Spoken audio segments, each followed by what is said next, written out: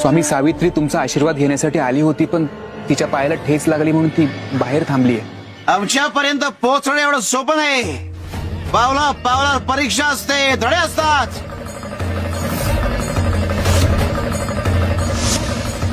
आणि चुकीला शासन असतं. स्वामी, मी तुमच्या चरणी व्हायला फुलं घेऊन आले होते.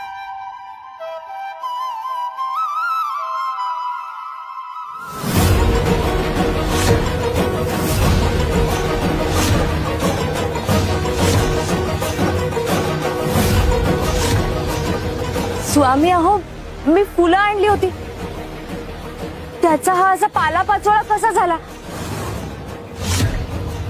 काळजी करू नकोस. तुला आम्हाला जी फुलं पाहिजे होती त्या फुलांची नावं घे. मी मोगरा घेऊन आले होते, शेवंती आणली होती, गुलाबाचे फुलंही आणले होते.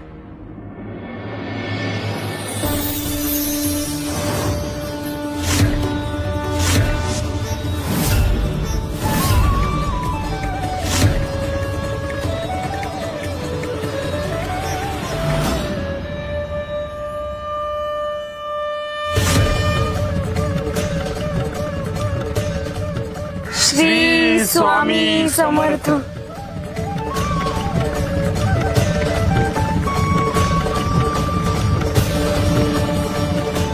निर्मला, हा तुझ्या भक्तीचा सुंदर परिणाम आहे. खरी भक्ती ही बाहेरून दाखवायची नसते, तर ती मनातून असावी लागते. देवाला मोठ्या विधींपेक्षा आपल्या मनातली खरी श्रद्धा जास्त प्रिय असते.